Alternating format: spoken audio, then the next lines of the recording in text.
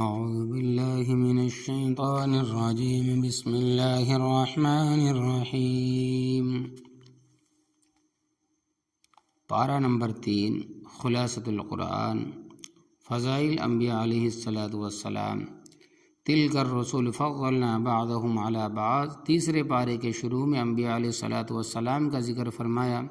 ارشاد فرمایا کہ انبیاء علیہ الصلاۃ والسلام میں سے بعض انبیاء کو اللہ تبارک و تعالیٰ نے دوسرے بعض پر فضیلت دی ہے۔ امت سے تو تمام انبیاء علیہ الصلاۃ والسلام افضل ہے، لیکن نبیوں میں سے بعض نبی دوسرے نبی سے افضل ہیں۔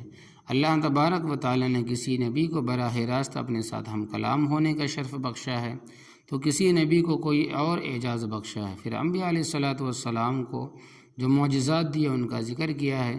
اس پارے کے دوسرے رکوع میں آیت الکرسی ہے، جو قرآن کریم کی افضل ترین آیت ہے، اس کے پڑھنے کا اہتمام کرنا چاہیے۔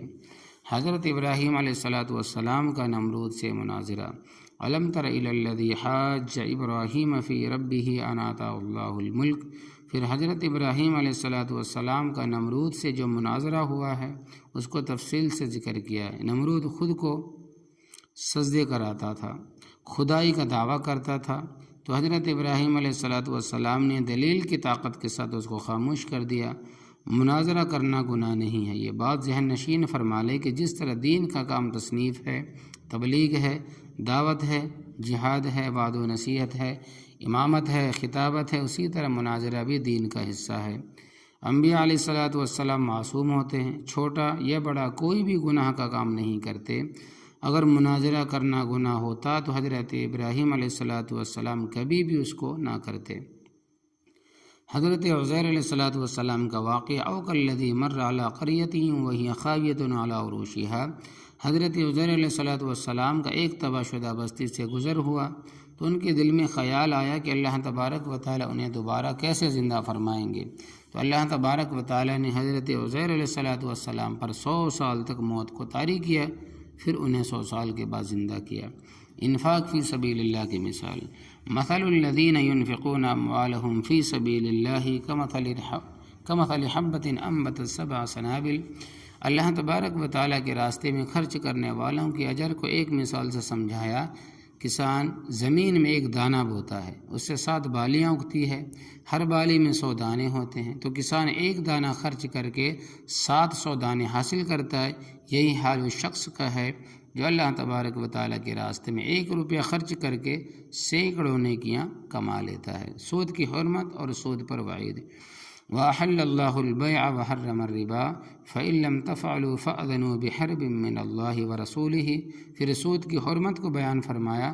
سود پر جہاں اور وعیدیں ہیں، وہاں اہم ترین وعید یہ ہے کہ اللہ تبارک و تعالیٰ نے سود خور کے ساتھ اعلان جنگ کیا ہے۔ جنگ کا ضابطہ یہ ہے کہ جس سے جنگ ہوتی ہے، ایک فریق اس کی سب سے قیمتی چیز کو تباہ و برباد کرتا ہے، اور اللہ تبارک و تعالیٰ کے یہاں سب سے قیمتی چیز ایمان ہے۔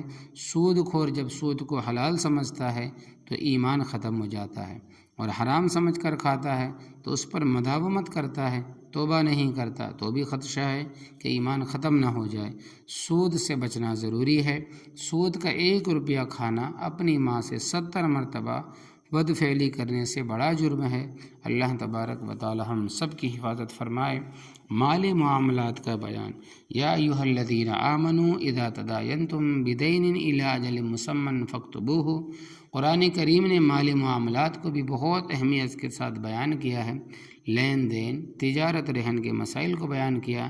اگر کبھی لین دین یا سفر میں رہن رکھنے کی ضرورت پڑ جائے تو اس کی تحریری دستاویز تیار کر لینی چاہیے، اور اس پر گواہ بھی بنا لینا چاہیے۔ جامع اور مفید ترین دعا، ربنا لا تؤاخذنا ان نسینا او اخطانا ربنا ولا تحمل علينا اسرا كما حملته على الذين من قبلنا ربنا ولا تحملنا ما لا طاقة لنا به واعف عنا واغفر لنا وارحمنا انت مولانا فانصرنا على القوم الكافرین۔ اے ہمارے رب، اگر ہم بھول جائیں یا غلطی کریں تو ہماری پکڑ نہ فرمائیے گا۔ اے ہمارے رب ہم پر ایسا بھاری بوجھ نہ رکھیے گا جیسا آپ نے ہم سے پہلے لوگوں پر رکھا تھا۔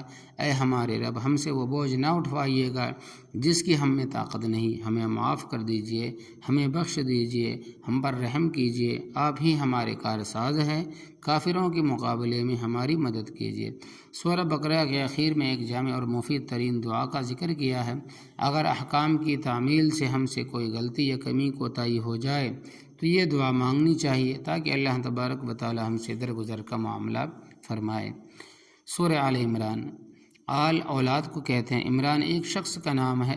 آل عمران کے معنی عمران کی اولاد، تو اس صورت میں چونکہ اولاد عمران کا تفصیل سے ذکر فرمایا اس لیے اس صورت کا نام آل عمران ہے۔ عیسائیوں کے وفد کی خدمت نبوی میں آمد۔ هو الذی انزل علیک الکتاب منہ آیات محکمات ہن ام الکتاب واخر متشابہات۔ نبی کریم صلی اللہ علیہ وسلم کے پاس نجران کے عیسائی 60 افراد کا وفد لے کر آئے۔ انہوں نے نبی کریم صلی اللہ علیہ وسلم سے مکالمہ کیا۔ حضرت عیسیٰ علیہ السلام الہ ہونے میں یعنی خدا ہونے میں اللہ تبارک و تعالیٰ کے ساتھ شریک ہیں۔ انہوں نے اپنے جہالت کی وجہ سے قرآن کریم کے ان الفاظ سے استدلال کیا جن میں حضرت عیسیٰ علیہ السلام کو کلمۃ اللہ روح اللہ فرمایا گیا ہے۔ گفتگو کی ترتیب، عیسائیوں کو ناز تھا کہ ہمارے یہاں شاعری بہت ہے، تو انہوں نے اپنا شعر کھڑا کیا۔ اس کے مقابلے میں نبی کریم صلی اللہ علیہ وسلم نے حضرت حسان بن ثابت رضی اللہ تعالیٰ عنہ کو کھڑا کیا تو ان کا شاعر شکست کھا گیا، ہار گیا۔ خطابت پر ناز تھا تو انہوں نے اپنا خطیب کھڑا کیا۔ نبی کریم صلی اللہ علیہ وسلم نے ان کے مقابلے میں حضرت ثابت بن قیس رضی اللہ تعالیٰ عنہ کو کھڑا کیا تو ان کا خطیب بھی شکست کھا گیا۔ اور پھر جب دلائل کی باری آئی تو خود حضور اقدس صلی اللہ علیہ وسلم نے دلائل سے توحید خداوندی کو ثابت کر کے ان کے عقیدے تثلیث کی تردید فرمائی۔ اہل کتاب کے جرائم، ان الذین یکفرون بآیات اللہ ویقتلون النبیین بغیر حق۔ پھر اس سورہ میں یہود و نصارہ کے جرائم کو بیان کیا ہے۔ وہ انبیاء علیہ السلام کو ناحق قتل کیا کرتے تھے، اللہ تبارک و تعالیٰ کے نیک بندوں کو تنگ کرتے تھے، ظلم و تشدد کرتے تھے۔ ان کے جرائم کی پاداش میں ان کے اعمال ضائع ہونے اور جہنم میں داخلے کی وعید سنائی گئی ہے۔ کفار کو دلی دوست نہ بنائیں۔ لا يتخذ المؤمنون الکافرین اولیاء من دون المؤمنین۔ ہمیں حکم دیا کہ ان کے ساتھ قلبی تعلقات، دوستی اور محبت قائم نہ کرو۔ یہ بات ہمیشہ یاد رکھیں کہ قلبی محبت جسے موالات کہتے ہیں کفار کے ساتھ جائز نہیں۔ ہاں البتہ رکھ رکھاؤ، وقتی ضرورت اور اپنے ماحول کو سازگار رکھنے کے لیے ایسے تعلقات جیسے مدارات کہتے ہیں اس کی گنجائش ہے، مگر یہ بھی علماء سے پوچھ لینا چاہیے یہ تعلق کیسا ہے۔ کفار کے ساتھ تجارت جائز ہے مگر اس وقت جب کفار مسلمانوں کو نقصان نہ پہنچاتے ہوں، ان کی املاک نہ تباہ کرتے ہوں، اور کفار اپنے تجارتی مال کو اسلام کے خلاف استعمال نہ کر رہے ہوں۔ بہرحال ہر وقت علماء سے رابطہ رکھنا چاہیے اور پوچھ لینا چاہیے کہ اس تعلق کی نوعیت کیا ہے، یہ تعلق کیسا ہے۔ پھر اس سورہ میں 3 بڑے اہم واقعات بیان کیے ہیں۔ نمبر 1، حضرت مریم علیہ السلام کی والدہ کا ذکر۔ اذ قالت امرأة عمران رب انی نذرت لک ما فی بطنی محررا فتقبل منی۔ حضرت مریم علیہ السلام کی والدہ حضرت حنہ بنت فاقوس کا ذکر ہے۔ ان کی اولاد نہیں تھی تو انہوں نے منت مانی کہ اللہ تو مجھے بیٹا دے تو میں اس کے تیرے دین کے لیے وقف کروں گی، لیکن اللہ تبارک و تعالیٰ نے انہیں بیٹی عطا فرمائی۔ تو حضرت مریم کی والدہ کو شبہ ہوا کہ بیٹا ہوتا تو میں دین کے لیے پیش کرتی، لیکن میری تو بیٹی ہوئی ہے اور بیٹی کیا کرے گی؟ تو اللہ تبارک و تعالیٰ نے بڑا پیارا جواب دیا، وَلَيْسَ الذَّكَرُ كَالْأُنثىٰ، کہ جو بیٹا تو نے مانگا تھا وہ اس بیٹی کی طرح نہیں ہے جو ہم نے دی ہے۔ بسا اوقات دینی معاملات میں بیٹیاں بیٹوں سے بھی بڑھ جاتی ہے۔ بیٹیاں اللہ تبارک و تعالیٰ کی رحمت ہے، اس لیے بیٹی کی پیدائش پر دل چھوٹا نہیں کرنا چاہیے۔ اللہ تبارک و تعالیٰ کی رحمت کو خوشی خوشی قبول کر لینا چاہیے۔ نظر کا مسئلہ، پھر نظر کا مسئلہ بیان کیا گیا کہ نظر صرف اللہ تبارک و تعالیٰ کے لیے ہو، نظر ہو، نیاز ہو، منت ہو، کسی غیر اللہ کے لیے ہرگز نہیں ہونی چاہیے، کیونکہ نظر عبادت ہے اور عبادت صرف اللہ تبارک و تعالیٰ کی ہوتی ہے۔ نمبر 2، حضرت زکریا و یحییٰ علیہ الصلاۃ والسلام کا ذکر۔ ہنالک دعا زکریا ربا قال رب هب لی من لدنک ذریۃ طیبۃ۔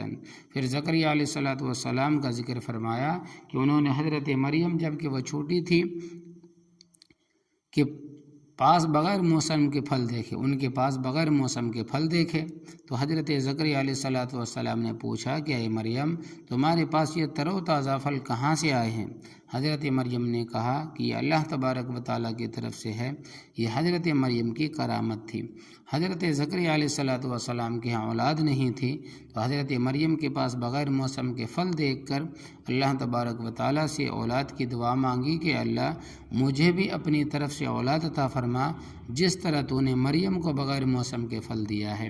حالانکہ حضرت زکریا بھی بوڑھے تھے، ان کی اہلیہ بھی بوڑھی بانجھ تھی، اس کے باوجود اللہ تبارک و تعالیٰ نے حضرت یحییٰ علیہ الصلاۃ والسلام جیسا نیک بیٹا عطا فرمایا، اور اللہ تبارک و تعالیٰ نے پھر نبی بنایا۔ اور حال میں اللہ تبارک و تعالیٰ سے مانگنا، اس واقعے سے یہ واضح طور پر آپ معلوم ہوا کہ ولی کی کرامت دیکھ کر، اس واقعے سے یہ کھلے طور پر معلوم ہوا کہ ولی کی کرامت دیکھ کر ولی کے خدا سے مانگنا چاہیے، نہ کہ خود ولی سے، اور پھر مزارات پر چکر لگانے لگیں، یہ شرک ہے، اس سے بچنا ضروری ہے۔ یاد رکھیں ولی کی کرامت کو دیکھ کر ولی سے مانگنا یہ اسلام نہیں ہے۔ یاد رکھیں ولی کی کرامت کو دیکھ کر ولی سے مانگنا یہ اسلام نہیں ہے، ولی کی کرامت کو دیکھ کر ولی کے خدا سے مانگنا یہ اسلام ہے۔ نمبر 3، حضرت عیسیٰ علیہ الصلاۃ والسلام کی پیدائش کا ذکر۔ قالت ربی انا یکون لی ولد ولم یمسسنی بشر قال كذلك اللہ یخلق ما یشاء اذا قضى امرا فانما یقول له کن فیکون۔ پھر حضرت عیسیٰ علیہ الصلاۃ والسلام کی پیدائش کو بیان فرمایا، وہ خدا کی کلمہ کن سے بغیر کسی ظاہر سبب کے پیدا ہوئے۔ مذکورہ تینوں واقعات خرق عادت بھی ہے اور اللہ تبارک و تعالیٰ کی عظیم قدرت پر دلالت بھی کرتے ہیں۔ یہودیوں کا حضرت عیسیٰ علیہ الصلاۃ والسلام کو قتل کرنے کا ارادہ، وَمَكَرُوا وَمَكَرَ اللَّهُ وَاللَّهُ خَيْرُ الْمَاكِرِينَ۔ یہود نے حضرت عیسیٰ علیہ الصلاۃ والسلام کو قتل کرنے کا پختہ ارادہ کر لیا تھا، دوسری طرف اللہ تبارک و تعالیٰ نے انہیں بچانے کی تدبیر فرما لی، اور اللہ تبارک و تعالیٰ کی تدبیر ہی غالب رہتی ہے۔ اذ قال اللہ یا عیسیٰ انی متوفیک ورافعک۔ اللہ تبارک و تعالیٰ نے پہلے حضرت عیسیٰ علیہ الصلاۃ والسلام کو تسلی دیتے ہوئے فرما دیا تجھے دنیا میں دوبارہ اتارنے کے بعد ظاہری موت میں ہی دوں گا۔ اس کے بعد فرمایا اور میں تجھے ابھی زندہ آسمان پر اٹھا لوں گا اور تجھ تک یہود کے ہاتھ پہنچنے بھی نہیں دوں گا، تجھے ان بدبخت یہود سے محفوظ رکھوں گا اور پھر جو تیرے ماننے والے ہیں انہیں کامیاب کر دوں گا۔ نظریہ اہل سنت والجماعت۔ اہل سنت والجماعت کے نزدیک حضرت عیسیٰ علیہ الصلاۃ والسلام آسمان پر زندہ ہے، قیامت سے پہلے آئیں گے اور حضور اقدس صلی اللہ علیہ وسلم کی امتی ہونے کی حیثیت سے آئیں گے، جہاد کریں گے، پھر پوری دنیا میں حضرت عیسیٰ علیہ الصلاۃ والسلام کی برکت سے کوئی ایک شخص بھی کافر نہیں رہے گا۔ اگر آپ حضرت عیسیٰ علیہ الصلاۃ والسلام کو اپنی زندگی میں دیکھ لیں تو ان کے سپاہی بنے اور ان کے معاون بنے۔ نظریہ یہود کی تردید۔ رفع عیسیٰ علیہ الصلاۃ والسلام سے یہودیوں کے اس باطل نظریے کا رد ہو گیا کہ عیسیٰ علیہ الصلاۃ والسلام کو سولی پر چڑھا دیا گیا ہے، وہ قتل کر دیے گئے ہیں۔ اللہ تبارک و تعالیٰ نے اس کی تردید میں فرمایا حضرت عیسیٰ علیہ الصلاۃ والسلام کو سولی پر نہیں چڑھایا گیا بلکہ وہ آسمان پر حیات ہے۔ مباہلہ کی دعوت۔